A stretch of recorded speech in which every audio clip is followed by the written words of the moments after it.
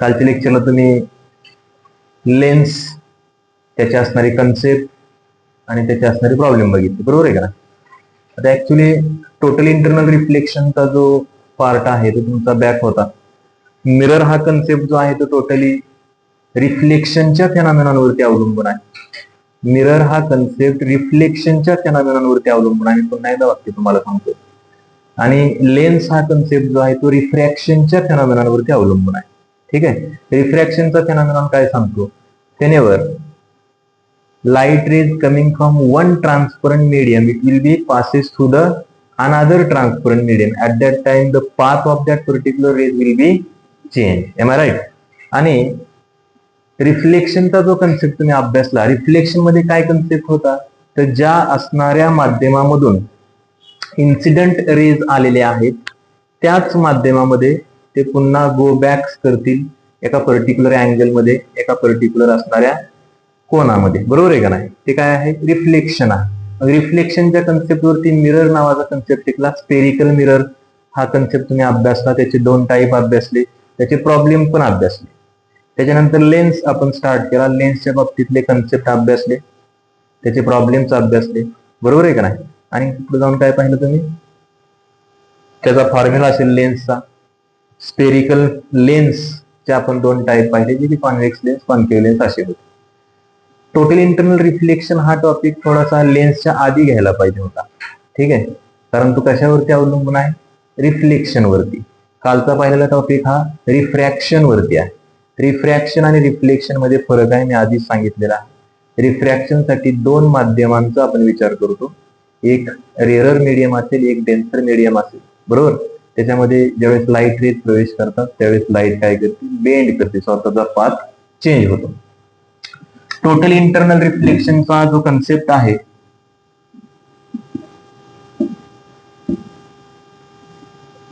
Total internal reflection, त्याच्यामध्ये 2-3 conditions आहेत तुम्हाला. काय कंडिशन्स आहेत? तर total internal reflection phenomenon happen कसा होतो, घडतो कसा, त्याच्यामध्ये काय कंडिशन्स लागतील? जो सोर्स ऑफ लाईट आहे त्याला रेअरर मध्ये ठेवलं तर चालेल का? चालेल ते सगळं. सोर्स ऑफ लाईट जे आहे त्याच्यामध्ये रेअरर मध्ये ठेवायची, डेन्सर मध्ये ठेवायची का सोर्स ऑफ लाईट नसतोच, बरोबर का? त्या गोष्टी तुम्हाला माहित असणं गरजेचं आहे. तर टोटल इंटरनल रिफ्लेक्शन मध्ये सोर्स ऑफ लाईट आपण डेन्सर मीडियम मध्ये ठेवतो. आतापर्यंत जे फेनॉमेनॉन तुम्ही शिकला याच्यामध्ये सोर्स ऑफ लाईट आपण रेअरर मध्ये ठेवली होती, हवेमध्ये होती. तिथून सूर्यापासून ते किरण येतील किंवा एका पर्टिक्युलर असणारा कुठला तरी सोर्स ऑफ लाईट आहे त्याच्यामधून ते रेज येतील, बंबार्ड करतील त्या फ्लॅट सरफेस वरती, रफ सरफेस जो पण सरफेस असेल त्याच्यावरती, आणि ते ऑलवेज स्ट्रेट लाईन मध्ये ते रेज काय करतात? ट्रॅव्हल करतात. Light rays always travel in a Gajanan straight line. कशामध्ये राहतात? ते सरळ रेषेमध्ये जातात. हा एक नियम आहे. मग आता आपला जो सोर्स ऑफ लाईट आहे, हा सोर्स ऑफ लाईट कशामध्ये ठेवायचा आहे? कशामध्ये ठेवायचा आहे? डेन्सर मीडियम मध्ये ठेवायचा. डेन्सर मीडियम मध्ये ठेवायचं. हे एक डेन्सर मीडियम आहे.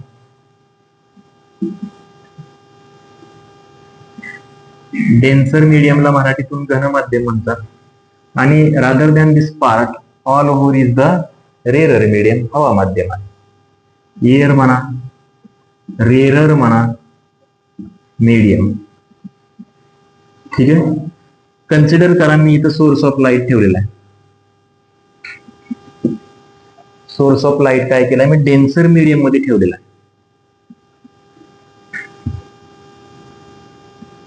Source of light.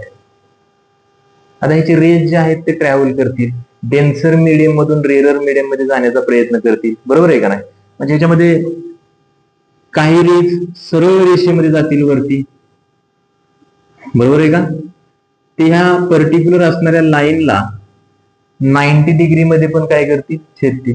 जे 90 डिग्री मध्ये रेज स्ट्राईक करतात ते सरळ रेषेमध्ये काय करतील? बाहेरच्या बाजूने जातील. जे की आपण ऑप्टिकल सेंटरचा कन्सेप्ट शिकलो.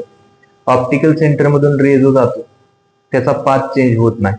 मिररच्या बाबतीमध्ये पण पोल मधून जो रे जाईल त्याचा पाथ चेंज होत नाही. आणखी एक सांगितलं होतं मिररच्या बाबतीमध्ये, मिररचा कन्सेप्ट घ्यायचा. आता ऑप्टिकल सेंटर शब्द घेऊ ना, कारण लेन्सचा इथे जास्तीचा संबंध येत नाही, इथे मिररचा संबंध आहे बऱ्यापैकी. ठीक आहे. म्हणजे मिरर मध्ये एक पहिलाच तुम्ही रूल पाहिला होता की जे रेज त्या पर्टिक्युलर मिररच्या सरफेसला 90 डिग्री मध्ये स्ट्राईक करतील, ते रेज काय करतात, ऍज इट इज त्याच पाथने रिटर्न माघारी रिफ्लेक्ट होतात. बरोबर आहे का नाही? हा एक तुम्ही पाहिलेला रूल्स आहे, तो पाहून घ्या. आणि त्याच रूलनुसार 90 डिग्री मध्ये ह्या सरफेसला जे रेज काय करतील, स्ट्राईक करतील, ते सरळ रेषेमध्ये तिथून पुढे रिफ्रॅक्ट करतील. रिफ्रॅक्शनच्या बाबतीमध्ये आता डेन्सर मीडियम मध्ये जर का तुम्ही सोर्स ऑफ लाईट ठेवलाय, दोन्ही पण असणारे ट्रान्सपरंट मीडियम आहेत. हवा माध्यम पण ट्रान्सपरंट आहे, हे पण समजून त्याला डेन्सर मीडियम म्हणजे पाणी किंवा ग्लास आहे. ठीक आहे. त्याच्यामध्ये इन्सिडंट रे चा जो अँगल ऑफ स्ट्राईक आहे, अँगल ऑफ कॉन्टॅक्ट म्हणा, हा तुमचा इन्सिडंट अँगल आहे, आय. हा जसा जसा वाढत वाढत जाईल तसा अँगल ऑफ रिफ्रॅक्शन सुद्धा काय करतो, वाढत वाढत जातो. अँगल ऑफ रिफ्रॅक्शन सुद्धा काय होतो, वाढत वाढत जातो.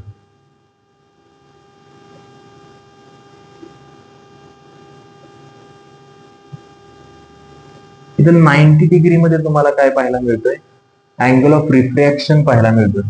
ऍक्च्युली याचं जर डेफिनेशन वाईज जर तुम्ही लक्षामध्ये घेतलं, हा फेनॉमेनॉन ऍक्च्युली आहे काय, हा क्रिटिकल अँगल आहे ऍक्च्युली. हे थोडासा इन्क्रीज करतोय.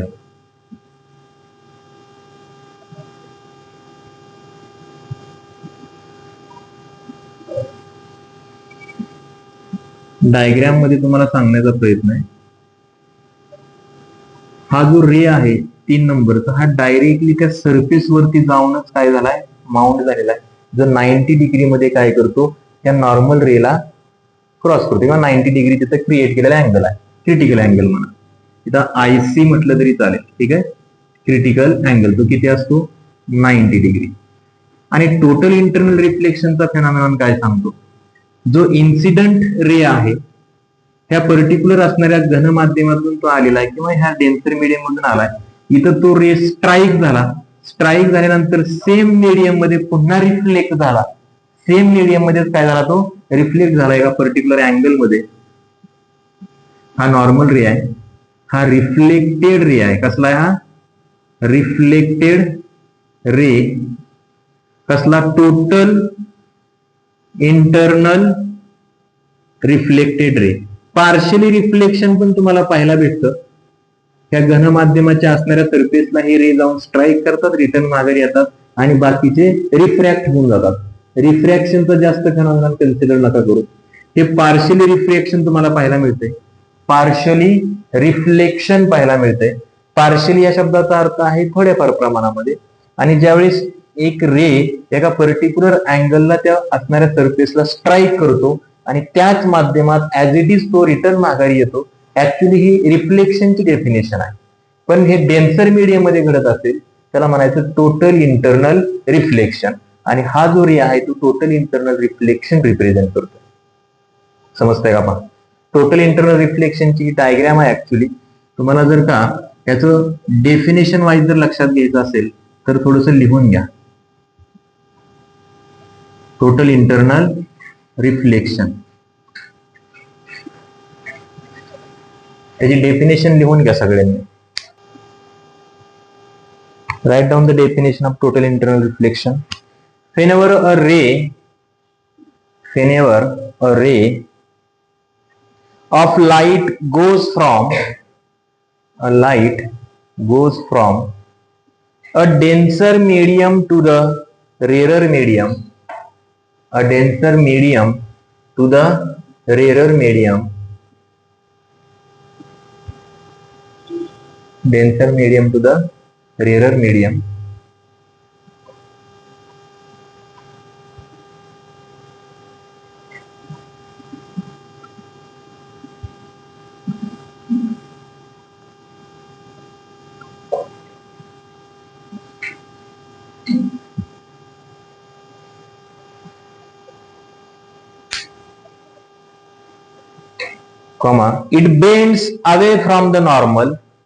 it bends away from the normal,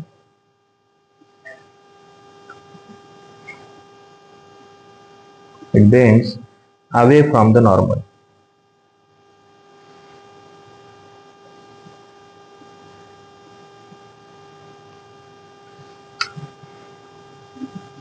इथं आय नावाचा जो अँगल आहे, अँगल ऑफ इन्सिडन्स, हा ग्रेटर असतो कधी, क्रिटिकल अँगल पेक्षा म्हणा, सी पेक्षा. C is the critical angle, I is the incident angle. Critical angle ज्यावेळेस आय ची किंमत, हा जो आय आहे, इन्सिडंट अँगल जो आहे, हा नॉर्मलशी या ठिकाणी जो क्रिएट केलेला अँगल असतो, याची किंमत या असणाऱ्या क्रिटिकल अँगल पेक्षा काय असेल, जास्त असेल. इथं तुमचा आयसी दिला जाईल. क्रिटिकल अँगल पेक्षा जास्त किंमत येईल, त्यावेळेस काय तयार होतो, टोटल इंटरनल रिफ्लेक्शन फेनॉमेनॉन तयार होतो. I is greater than IC म्हणा किंवा सी म्हणा फक्त. ठीक आहे, critical angle of incident ray. Then next, write down the next sentence. As angle of incidence in, as angle of incidence in denser medium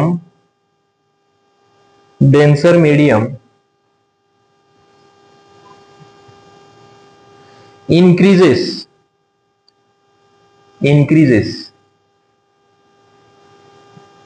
angle of refraction also increases, angle of refraction is also increases.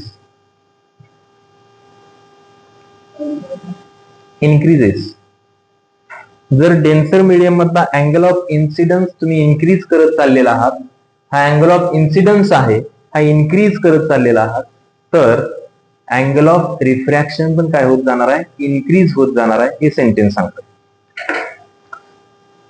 Also increases in the rarer medium, in the rarer medium.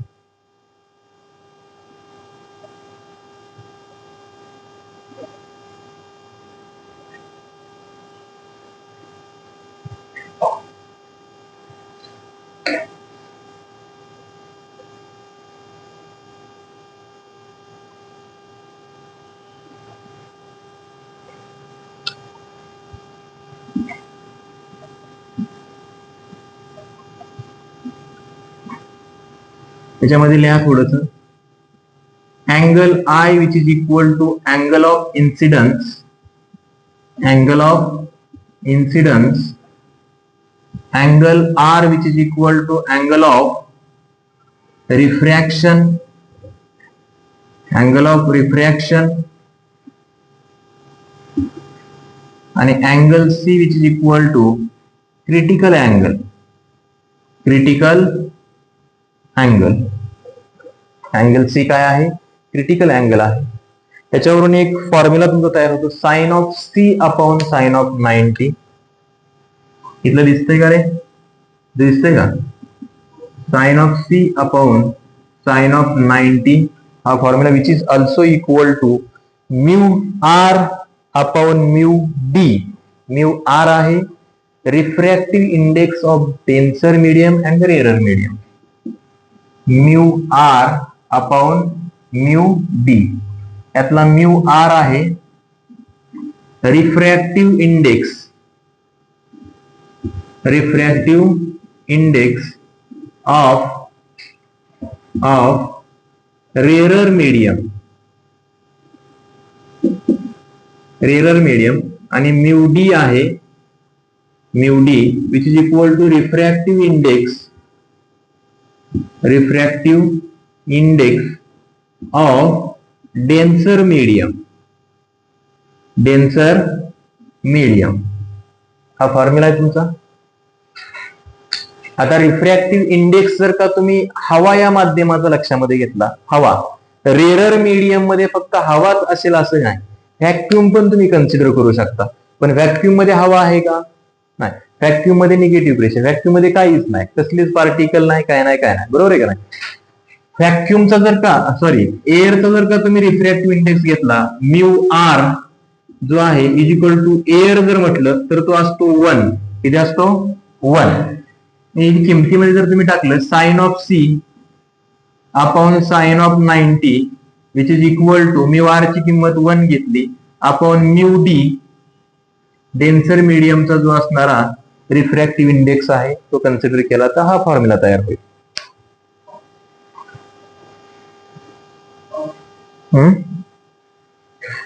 बाजू सुरू बर.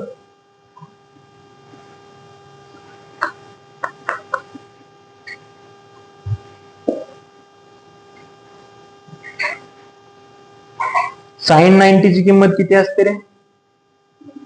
Maths वाले कोण आहेत का? Sign 90 ची किंमत किती असते? साइन 0 ची किंमत 0 असते, साइन 90 ची किंमत 1 असते. हिअर म्हणा sign 90 which is equal to 1. Sine of c whole divided by 1 which is equal to 1 upon denser medium मधला जो रिफ्रॅक्टिव्ह इंडेक्स आहे that is mu into D म्हणा. इव्हन लिहिला काय नाही लिहिला काय सारखाच. साइन ऑफ सी हेन्स म्हणा sine of C which is equal to 1 upon mu D. जर सी ची किंमत काढायची असेल C which is equal to काय होईल? साइन इनवर्स होईल. Sine inverse of 1 upon mu D. ही क्रिटिकल अँगल फाइंड आउट करण्याची एक फॉर्म्युला छोटासा लिहूया. C which is equal to sine inverse of 1 upon mu D. Mu D ला फक्त म्यू म्हटलं तरी चालेल. रिफ्रॅक्टिव्ह इंडेक्स इन मीडियम म्हणतात त्याला. Refractive index in medium.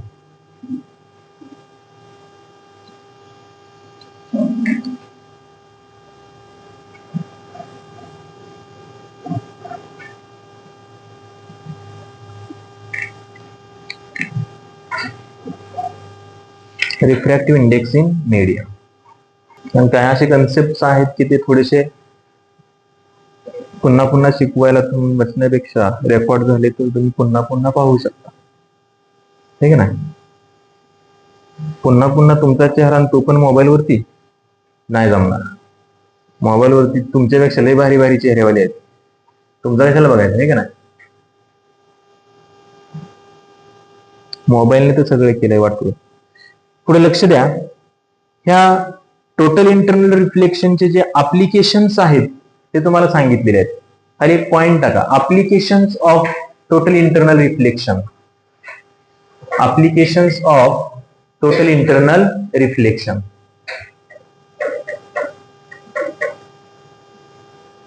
Total internal रिफ्लेक्शनचे जे ऍप्लिकेशन्स आहेत कोण सांगेल रे कोणते आहेत? टोटल इंटरनल रिफ्लेक्शनचे ऍप्लिकेशन्स ऐकले का कधी? नाही. पहिलं ऍप्लिकेशन लिहा त्याचं. Totally reflecting prisms. Totally reflecting prisms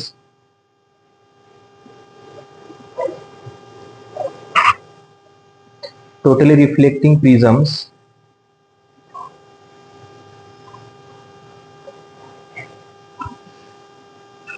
याचा क्रिटिकल अँगल जो आहे प्रिझमचा.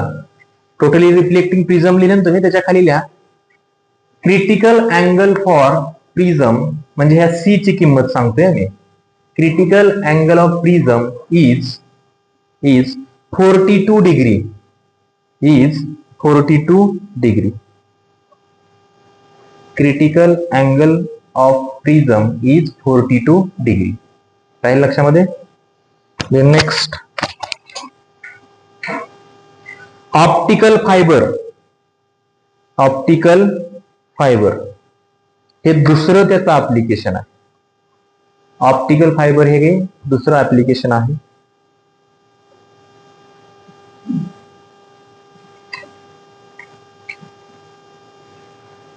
ऑप्टिकल फायबरच्या केबल्स वगैरे असतात माहिती ना तुम्हाला? वायफायला वगैरे घेऊन आलेले असतात. ऑप्टिकल फायबर असते. त्याच्यामधून लाईट ट्रान्समिट केलेली असते. ऑप्टिकल फायबर हे टोटल इंटरनल रिफ्लेक्शनचं दुसरं असणार एक्झाम्पल आहे. ऍप्लिकेशन आहे. Not example. चालेल एक्झाम्पल तुला. युजेस लिहा खाली. ऍप्लिकेशन पुन्हा आणखी युजेस. हे युजेस तुम्ही लिहिचाल ऑप्टिकल फायबरचे बरं का. ऑप्टिकल फायबर हे ऍप्लिकेशन आहे टोटल इंटरनल रिफ्लेक्शनचं. आणि युजेस कोणाचे? ऍप्लिकेशन आणि युजेस एकच असतं लक्षात घ्या. ऍप्लिकेशन म्हणजे वापर कुठं होतोय आणि युजेसचा अर्थ काय? वापरच. ठीक आहे ना? तर ऑप्टिकल फायबरचा यूज कोणकोणत्या ठिकाणी होतो हे सांगतोय मी तुम्हाला आता. पहिल्या याच्यातलं, in transmitting electrical and optical signals. In transmitting electrical and optical signals.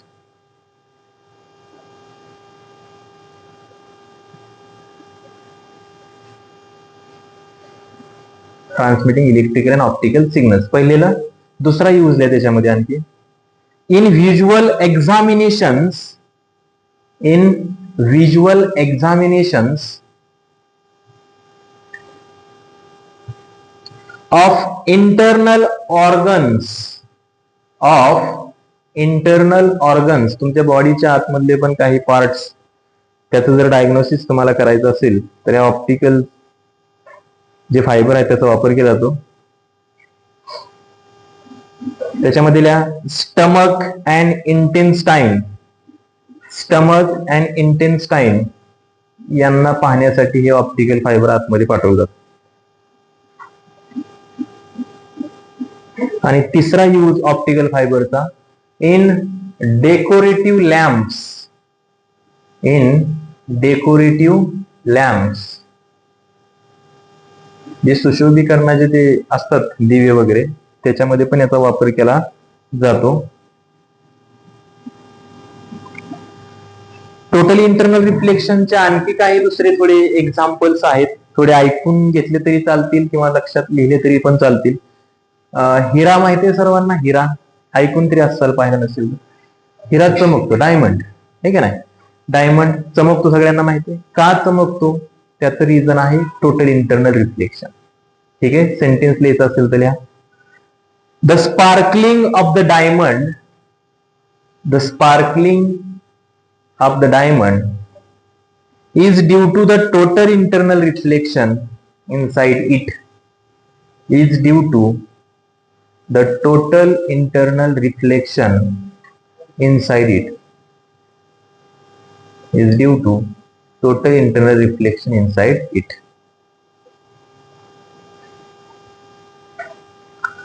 त्याच्यानंतर तुम्ही पाण्याचा जर बबल बघितला, किंवा ठीक आहे तुम्ही रानामध्ये वगैरे गेला तर गवताचं पान असेल किंवा आणखी काय एखाद्या वनस्पतीचं पान असेल, त्याच्यावरती दवबिंदू पडलेले असतात, बरोबर का? एकदम मोत्यासारखे ते दिसतात का नाही? त्याला आपण फिजिकल काय इन्फ्लुएन्स केला की ते लगेच डिसअपिअर होतात किंवा तिथे ते कोलॅप्स होऊन जातात, करेक्ट आहे का नाही? पण जोपर्यंत ते गोल आकारामध्ये आहे तोपर्यंत ते एकदम मोत्यासारखे चमकत असतात. हे का घडतं? किंवा एखादा पावसाचा एखादा थेंब वरून खाली पडतोय, तो तुम्हाला दिसतो, एकदम चमकत असताना खाली येताना दिसतो, बरोबर आहे का नाही? हे का असं घडतं? की त्याच्यामधून टोटल इंटरनल रिफ्लेक्शन होत असते म्हणून असं घडतं. ते पण लिहा sentences. Shining of air bubble in water. Shining of air bubble in water. हा, पाण्यामध्ये सुद्धा खालून बुडबुडे ज्या वेळेस येतात, आपण हवा वगैरे पाण्यातून खाली पोहताना सगळेजण खालून बुडबुडे वगैरे जातात, ते अशा चमकत आल्यासारखे दिसतात तुम्हाला. तुम्ही वरून दगड टाकून बघा पाण्यामध्ये, अशा बुडबुड्यावरती आल्यासारख्या दिसतील, ते चमकल्यासारख्या दिसतील. त्याचं रिझन काय आहे तर ती प्रत्येक एअर बबल मधून टोटल इंटरनल रिफ्लेक्शन झालेलं पाहायला मिळतं आणि त्याच फेनॉमेनॉनमुळे तुम्हाला तो बबल चमकल्यासारखा दिसतो. ठीक आहे, सेंटेन्स काय लिहिलंय? Shining of a air bubble in water is also due to the total internal reflection. Is due to the total internal reflection. याच्यातच या सेंटेन्स मध्ये वाक्य लिहा. The critical angle of air and water. The critical angle of air and water that is C. C ची किंमत सांगतोय तुम्हाला, हवा आणि पाण्याची. The critical angle of air and water interface is 48.75 degree.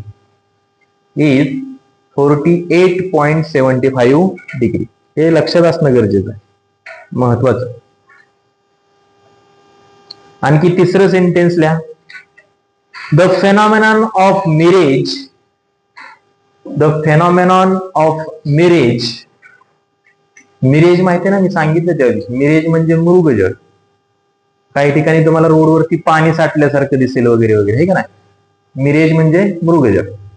The phenomenon of mirage in desert and looming in cold region, in desert and looming, LOOMING, looming in cold region is caused by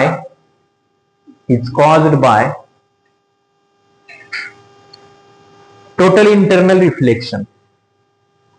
वाळवंटामध्ये गेला त्या ठिकाणी पण कुठं कुठं तुम्हाला तळ साठल्यासारखं, डबकं साठल्यासारखं दिसेल. हे घडतं कोणामुळं, तर फक्त टोटल इंटरनल रिफ्लेक्शन मुळे. समजतंय का? मृगजळ, त्याला आपण मिरेज म्हणतो. तर हा कन्सेप्ट आहे तुमचा. त्याच्यानंतर आपला एक कन्सेप्ट राहिलाय डिस्पर्शन नावाचा, बरोबर आहे का?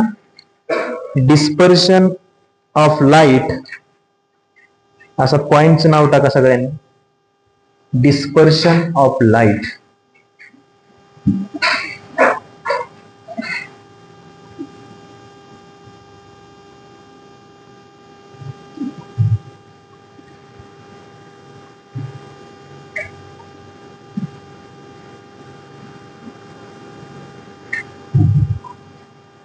बंद करा लाईट तिकडे.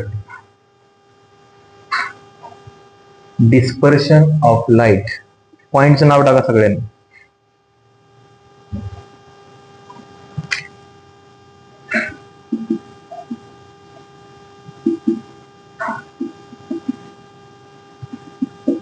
Dispersion of light.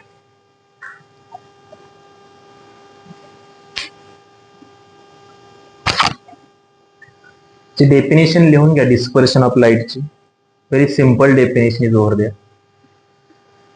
If a beam of white light, if a beam of white light, if a beam of white light, bracket मधले contains all colours, contains all colours, bracket complete,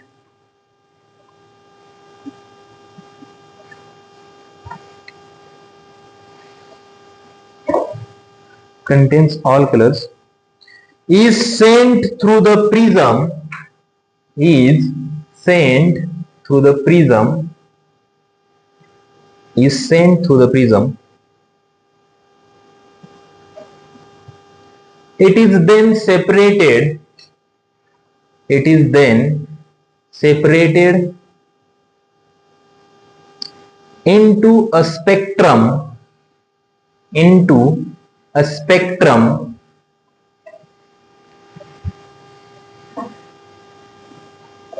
of its constituent colors, of its constituent colors, full stop, of its constituent colors, full stop. The spreading of white light, the spreading of white lights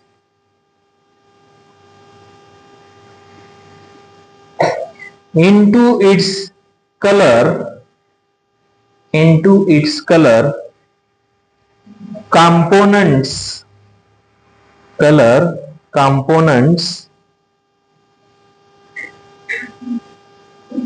is called dispersion, is called dispersion. आता तुम्हाला speed of light बद्दल सर्वांना माहित आहे, जी की सूर्यापासून पृथ्वीच्या surface पर्यंत लाईट रेज येतात, ते व्हॅक्यूम मधून ट्रॅव्हल करत असताना, एअर मधून ट्रॅव्हल करत असताना तिचा असणारा जो वेग आहे तो सर्वांना माहित आहे, 3 × 10⁸ मीटर/सेकंद या वेगाने ती येते, बरोबर आहे का नाही? मग लाईटचा वेग खूप जास्तीचा आहे असं तुम्हाला माहित आहे. आणि हे असताना लाईट रेज जी आहे ती 7 डिफरंट कलर पासून बनलेली आहे, पण तिचा वेग इतका जास्तीचा आहे त्याच्यामुळे तुम्ही इझिली सेपरेट करू शकत नाही ती सगळे असणारे रेज, सगळे असणारे कलर्स. मग तुम्ही काय करता, लाईटचं जे असणारं स्पीड आहे ते थोडं जर कमी केलं तर हे सगळे 7 कलर तुम्हाला काय करतात, इझिली दिसतात. मग तो रेनबो फॉर्मेशन जो कन्सेप्ट आहे हा याच्यावरतीच अवलंबून आहे. त्याच्यानंतर आणखी 7 डिफरंट कलर्स हे प्रिझम मधून जर का आपण एक मोनोक्रोमॅटिक लाईट ट्रान्सफर केली, कन्सिडर करा एक प्रिझम जर का मी इथं रिप्रेझेंट केला, suppose this is a triangular prism.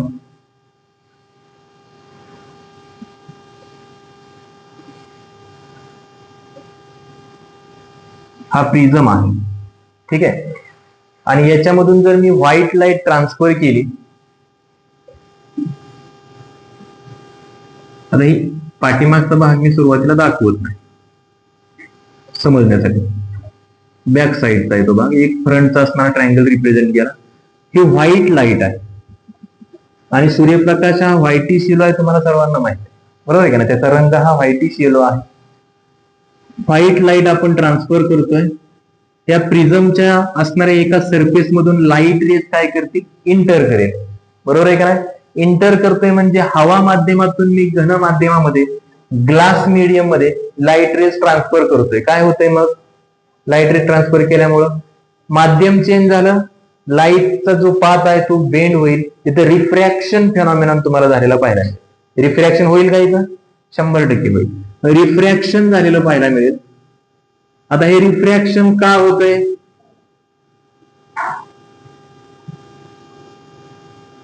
Refraction का झालं, काय डेफिनेशन आहे रिफ्रॅक्शनची. when ray of light is transferred from one transparent medium to the another transparent medium, at that time the path of that particular light rays will be changed. हा phenomenon आहे रिफ्रॅक्शनचा. आणि path का change होतो, तर velocity of light will be decreases. इथं लाईटची velocity decrease होते, म्हणून ऍज इट इज रेने ती पुढे जात. इथं आलेली जी लाईट रे आहे, समजून चला 3 × 10⁸ मीटर पर सेकंदाने आली. त्या प्रिझम मधून पास होताना तिची असणारी वेलॉसिटी कमी झाली की पाथ तिचा काय झाला, चेंज झाला. आता हे जे सगळे रेज आहेत, हे सगळे रेज कशामध्ये आहेत, घन माध्यमामध्ये आहेत, बरोबर आहे का नाही. ग्लास मध्ये आहे, त्या प्रिझमच्या आतमध्ये आहे. त्याच्यातून बाहेर पडताना सुद्धा तोच फेनॉमेनॉन तुम्हाला पाहायला मिळतोय. सुरुवातीला लाईट रेज आता आहेत प्रिझमच्या आतमध्ये, प्रिझम मधून बाहेर पडणार असतील तर तिथेही रिफ्रॅक्शन झालेलं तुम्हाला पाहायला मिळेल या पर्टिक्युलर पॉइंटला. म्हणजे पुन्हा एकदा रिफ्रॅक्शन तुम्हाला इथे पाहायला मिळतंय. ह्या लाईट रेज आणखी त्याचा काय करतील, पाथ जो आहे तो चेंज करतील, बरोबर. 7 डिफरंट कलर मध्ये तुम्हाला हा असणारा व्हाईट लाईटचा जो फेनॉमेनॉन आहे तो पाहायला मिळेल. वीक बोर मध्ये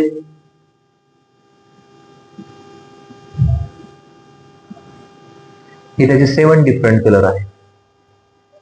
रेनबोला जी कलर असतात तेच तुम्हाला इथं पाहायला मिळतात. लाईट रेज ही याच कलर पासून बनलेले आहेत. एखादा चुकलाय का, नाही, हेच कलर आहेत सगळे, ठीक आहे. मग हे प्रिझमच्या मार्फत तुम्ही काय केलं, दाखवलंय. आता न्यूटनने तर काय केलं तर माहितीये तुम्हाला, नाही माहिती, नाही समजलं, हसायला येते तुम्हाला, काय झालं, चुकलंय काय, लिहून घ्या, खरं डायग्राम. 7 डिफरंट कलर मध्ये तुम्हाला लाईट रेज पाहायला मिळतात. त्याला डिस्पर्शन ऑफ व्हाईट लाईट म्हणू शकता. फिगरचं नाव काय असेल, dispersion of white light.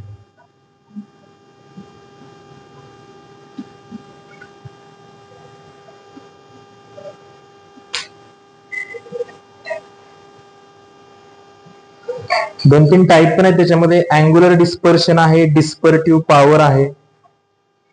Angular dispersion, डिस्पर्सिव्ह power असे 2 वेगवेगळे कन्सेप्ट आहेत त्याच्यामध्ये. रे ऑप्टिक्सचे महत्वाचे जे टॉपिक्स आहेत, इमेज फॉर्मेशन असेल, रिफ्लेक्शन ऑफ लाईट असेल, रिफ्रॅक्शन ऑफ लाईट असेल, टोटल इंटरनल रिफ्लेक्शन असेल आणि डिस्पर्शन असेल, हे कन्सेप्ट तुमचे या ठिकाणी काय झाले, कन्क्लूड झालेले आहेत. वेव्ह ऑप्टिक्सचा जो टॉपिक आहे हा आपल्याला नेक्स्टला काय करायचंय, चालू करायचा आहे. वेव्ह ऑप्टिक्स याच्यामध्ये 3च महत्वाचे फेनॉमेनॉन तुम्हाला पाहिजेत, इंटरफेरन्स, डिफ्रॅक्शन आणि पोलरायझेशन, ठीक आहे. तर हे काना फळ्यावलं